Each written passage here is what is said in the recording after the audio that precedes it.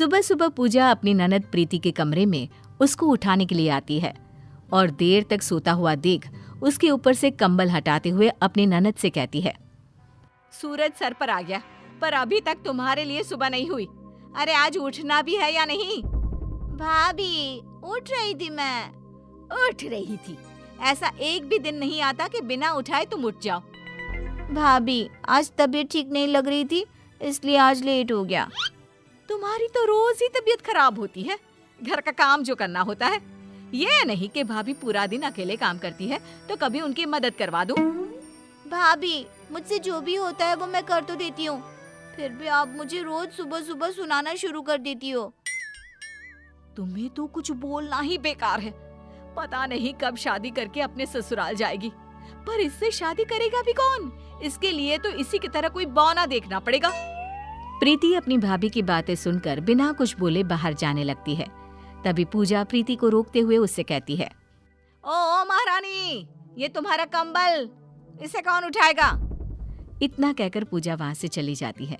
बेचारी प्रीति अपना बेड ठीक करने लगती है, जिसके बाद प्रीति घर का भी काम करने लगती है और खुद से कहती है, चलो घर का काम तो खत्म हुआ, अब कॉलेज के लिए तैयार हो जाती हूँ।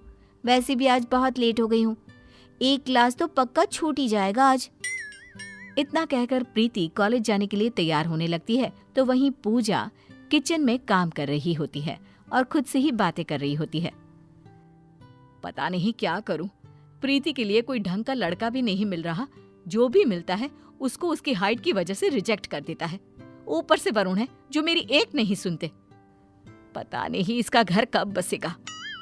इतने में पूजा का फोन बजता है, जिसे देख पूजा अपनी चाय लेकर हॉल में जाकर बैठ जाती है और फोन पर बातें करने लगती है। प्रीति कॉलेज जाने के लिए बाहर आती है और अपनी भाभी से कहती है, भाभी मैं लेट हो रही हूँ, मैंने सारा काम कर दिया है, मैं कॉलेज जा रही हूँ। ठीक है, और सुनो टाइम से घर आ जाना, सारे कपड़े पड़े हुए हैं धोने के लिए। प्रीति बिना कुछ बोले वहां से चली जाती है और शाम को जब प्रीति घर आती है तो वो धुलने के लिए सारे गंदे कपड़े देखती है। प्रीति जाकर उन कपड़ों को धो देती है। कुछ देर बाद पूजा तैयार होकर बाहर निकलती है। तब प्रीति अपनी भाभी से पूछती है, भाभी आप इतनी रात को कहाँ जा रही हो? तुझसे मतलब? मैं कहीं भी जाऊं, कुछ भी करूं? अच्छा दरवाजा अंदर से बंद कर लेना। हो सका तो मैं रात को घर ना आ पाऊं, क्योंकि आज मैं अपनी फ्रेंड के घर जा रही हूँ। पर भाभी उस बारे में आपने भैया से पूछा? आपको पता है ना, भैया को रात में किसी का भी दूसरों के घर रुकना पसंद नहीं है। उनको और मुझे आपकी चिंता रहती है। अगर तुम चुगली ना करो तो वरुण को मैं संभाल लूंगी, पर नहीं, जितना बड़ा तुम्हारा कद नहीं उससे ज्यादा तो तुम्हें उछलना होता है। मेरी कोई लाइफ नहीं है क्या? तुम कॉलेज के बहाने और तुम्हारे भैया ऑफिस ट्रिप के बहाने घूम लेते हो, और मैं तो इस घर में ही रहती हूँ। मेरा दम नहीं घुटता क्या? इसलिए अगर मैं एक दिन अपनी फ्रेंड के साथ बाहर जा रही हूँ तो इसमें बुराई क्या है? भाभी रात को आप बिना बताए जा रही हो, कल को आपको कुछ हो गया तो मैं भैया को क्या जवाब दूंगी? कोई जवाब देने की जरूरत नहीं है। रोटी बनी हुई है, खाना खाकर सो जाना। वरुण से मैं खुद बात कर लूंगी। इतना कहकर पूजा अपनी दोस्त के साथ घूमने के लिए निकल जाती है, पर बेचारी प्रीति रोती रहती है। पूजा अपनी दोस्त के साथ घूमकर घर आती है और अगले दिन प्रीति को जब टीवी देखता हुआ देखती है तो सारे कपड़े लेकर उसके पास जाकर कहती है, सारा दिन टीवी देखने से घर का काम खत्म नहीं होता। कभी मेरे बारे में भी सोच लिया करो। अरे थोड़ी मेरी भी मदद करवा दो काम में।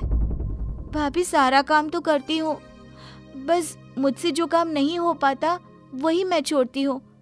अब आपको पता है कि मैं ऊंचाई के काम नहीं कर पाती, मेरा हाथ नहीं पहुँच पाता, फिर भी आप ऐसा बोल रही हो। तो घर में सीढ़ी किस लिए है? उसका इस्तेमाल करो। और उसके बिना भी तुम कपड़े इस्त्री कर सकती हो, कपड़े धो सकती हो, खुद खाना निकाल कर खा सकती हो। ये काम तो तुम कर ही सकती हो ना। पर नहीं जी, तुम्हें तो कुछ नहीं करना, भाभी जो है सारा काम करने के लिए। उन दोनों में बहस हो ही रही होती है। तभी प्रीति के फोन पर उसके भैया का फोन आता है और पूजा प्रीति से पूछती है, किसका फोन है अब? भैया का फोन है। वरुण को कल के बारे में कुछ मत बताना। फोन उठाते हुए प्रीति कहती है, हेलो, हाँ भैया ठीक हूँ मैं, आप बताओ। भाभी कहाँ है तेरी? यहीं बैठी है, दे रही हूँ। लो भाभी फोन। हेलो, कब आओगे वरुण आप? आपको गए कितना टाइम हो गया, जल्दी आ जाओ ना बस। हाँ, मैं आ ही रहा हूँ, 2-3 में आ जाऊंगा। अच्छा प्रीति ठीक है ना? तुम दोनों की अब लड़ाई तो नहीं होती ना पहले की तरह? नहीं जी, सब ठीक है, बस आप आ जाइए। इतना कहकर वो फोन रख देती है। ऐसे ही कुछ दिन और बीत जाते हैं। एक दिन प्रीति अपनी भाभी से कहती है, भाभी मैं आज बहुत लेट हो रही हूँ, मैं कॉलेज से आकर काम में आपकी मदद करवा दूंगी। प्रीति ये सब बोल रही होती है, पर फिर भी पूजा उसकी किसी भी बात का जवाब नहीं देती और प्रीति अपनी भाभी के कमरे में जाती है, जहां वो पूजा को सोते हुए देखती है। ये देखकर पूजा को उठाने के लिए उसका हाथ पकड़कर हिलाती है, तो वो देखती है कि पूजा का हाथ बहुत गर्म है। ये देखकर प्रीति खुद से कहती है, अरे भाभी को तो बहुत ही ज्यादा बुखार है। एक काम करती हूँ, मैं आज कॉलेज से छुट्टी ले लेती हूँ और भाभी की देखभाल करती हूँ। अभी तो दवाई लाकर दे दूँ। दवाई खाने के बाद जैसे ही भाभी को आराम मिलेगा, मैं इन्हें डॉक्टर के पास ले जाऊंगी। इतना कहकर प्रीति अपनी भाभी का ख्याल रखने लगती है। भाभी उठो, दवाई ले लो। तुम कॉलेज नहीं गई आज? नहीं, आज मैं घर पर रहकर सारा काम कर लूंगी। आज ना आप आराम करो बस। पर तुम काम कैसे करोगी? तुम्हारा हाथ नहीं पहुंच पाता और आज किचन की सफाई भी करनी थी। भाभी मैं सब कर लूंगी, आप बस आराम करो। प्रीति अपनी भाभी को दवाई खिलाती है और आराम करने को बोलती है। तब पूजा कहती है, प्रीति मेरे सर में बहुत तेज दर्द हो रहा है। लाओ भाभी मैं दबा देती हूँ। इतना कहकर वो भाभी का सिर दबाने लगती है और उसकी ये सेवा देखकर पूजा उससे कहती है, प्रीति रुक। क्या हो गया भाभी? तुम मेरे बारे में कितना सोचती हो, फिर भी मैं तुमसे लड़ती रहती हूँ। तुम्हें तुम्हारी छोटी हाइट के लिए सुनाती रहती हूँ। मुझे माफ कर देना प्रीति। कोई बात नहीं भाभी, वैसे भी आपका हक है मुझे डांटने का, क्योंकि मुझे पता है आप नारियल की तरह ऊपर से कठोर और अंदर से नरम दिल के हो। आप मुझसे माफी मत मांगो। आप जितना मुझसे लड़ती हो उससे कहीं ज्यादा तो मेरे बारे में सोचती भी हो। इतने में वरुण भी आ जाता है और उन दोनों का प्यार देखकर खुश हो जाता है, जिसके बाद वो तीनों खुशी से रहने लगते हैं।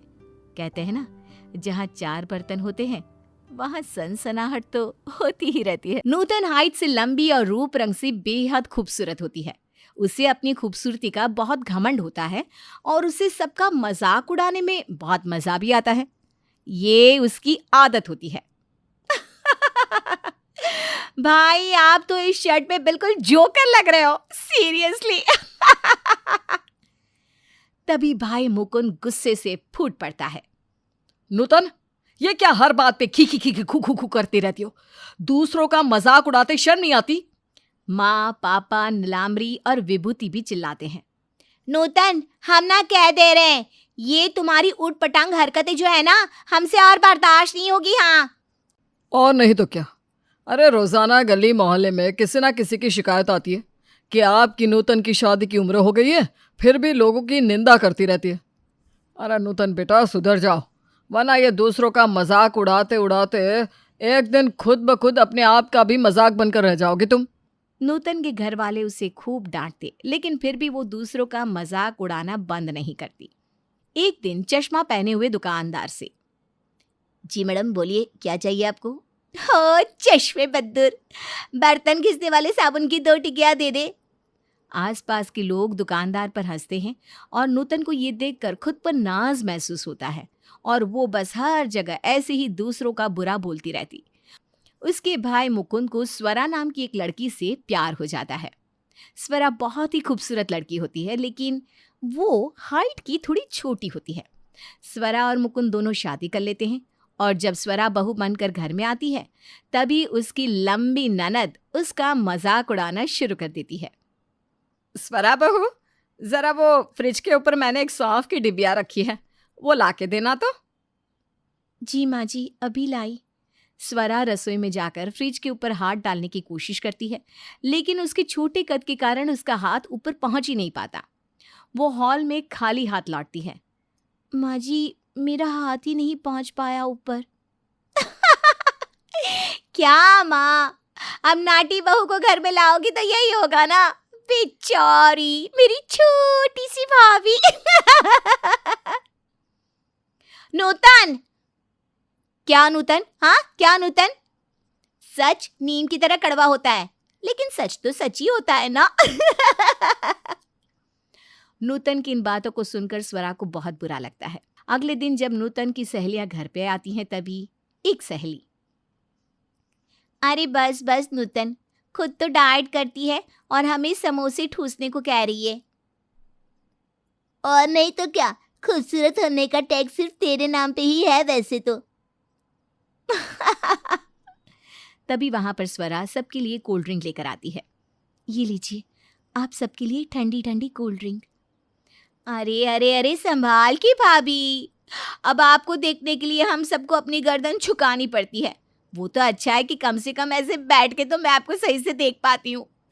मेरी गर्दन रिलैक्स्ड मोशन में है अभी। वैसे किस्मत तो मेरी फूटी है कि मुझे आप जैसी बौनी भाभी मिली, लेकिन स्टिल आप दिल की बात अच्छी हो। नूतन अपनी सहेलियों के सामने स्वरा का मजाक उड़ाती है और अपनी निंदा होते देख स्वरा की आंखों से आंसू बहने लगते हैं। वो तुरंत अपने कमरे में जाकर फूट फूट कर रोती है। सच में नूतन, तेरी भाभी छोटा पैकेट और तू बड़ा धमाका, क्या जोड़ी है ननद भाभी की। फिर एक सुबह नूतन अपने बाथरूम में शैम्पू से बाल धोती है और फिर बाहर निकलने के बाद जब वो आईने में देखती है तो उसके बाल जले हुए थे। नहीं, ये क्या हो गया? मैं तो बिल्कुल भूतनी लग रही हूँ। ये मेरे बाल कैसे जल गए? इतनी खूबसूरत जुल्फे थी मेरी। थोड़ी देर पहले भाभी आई थी कमरे में साफ सफाई करने। कहीं मुझसे अपने अपमान का बदला लेने के लिए तो उन्होंने मेरे शैम्पू में कुछ मिला नहीं दिया होगा ना। आप समझी, ये सब ना भाभी का ही किया तो रहा है। भाभी की बच्ची तो गई आज। नूतन अपने जले हुए बालों को छुपाने के लिए नकली बाल का विग लगा लेती है। अपनी भाभी स्वरा से बदला लेने के लिए नूतन स्वरा के कमरे में आती है। स्वरा गहरी नींद में सो रही होती है और नूतन के हाथ में एक तेज नुकीले धार वाली कैंची होती है। मेरे बालों को जलाया था ना, अब देख तेरे बालों को काट कर तुझे गंजी ना कर दूं तो। बौनी तो तू है ही, अब गंजी भी बन जाएगी। नूतन स्वरा के करीब जाती है और उसके बालों पर कैंची घुमाने ही वाली होती है कि तभी वहां पर मुकुंद आ जाता है। अरे नूतन, तुम यहाँ? नूतन फौरन कैंची को छुपा देती है और हकलाते हुए कहती है, जी भाई, मुझे ना भाभी जैसे झुमके ऑर्डर करने, तो बस उन्हीं के फोटोज लेने आई थी। क्या मतलब? लेकिन तुझे तो झुमके पहनने का शौक भी नहीं। तू कब से झुमके पहनने लगी? हाँ, अब वो मेरी फ्रेंड है ना टीना, हाँ, उसे बर्थडे गिफ्ट देना है ना। जैसे तैसे नूतन बाल बाल बचकर वहां से निकल लेती है। नूतन का जन्मदिन आती है, बहुत सुंदर तरह से सजती संवरती है और पूरा घर सजाया जाता है। अरे भाभी, आप ये केक मुझे दे दो, पूरे 3000 का केक है। आपकी हाइट से कहीं ये केक गिर ना जाए, आप ना अपनी हाइट ही संभालिए। नूतन केक को अपने हाथ में ले लेती है और फिर फर्श पर आगे चलती है, लेकिन तेल से पैर फिसल कर वो मुंह पे गिर जाती है और उसका पूरा मुंह केक से भर जाता है, जिसके बाद उसके सर से नकली बाल की विग भी निकल जाती है और नूतन की सारी सहेलियां उस पर पेट दबाकर हंसती है। नूतन को बहुत शर्मिंदगी महसूस होती है। अब वो पूरी तरह आग बबूला होकर योजना बनाती है। बस बहुत हो गया, अब फर्श पर तेल भाभी ने ही गिराया था, मेरे बर्थडे को बेइज्जती डे में बदल दिया। इसका बदला तो मैं बहुत अच्छे से लूंगी, अब देखना। नूतन कुछ गुंडों को फोन करके कहती है, हाँ, पैसे सूद समेत मिल जाएंगे तुम्हें, बस सही समय पर आके उसे अगवा करके ले जाना। नूतन कुछ गुंडों से कहकर स्वरा को अगवा कर ले जाने के लिए पैसे देती है। रात में जब सब सो जाते हैं तभी घर में गुंडे घुस जाते हैं और वो स्वरा को अगवा करने की जगह नूतन के कमरे में घुसकर नूतन को ही अगवा कर लेते हैं।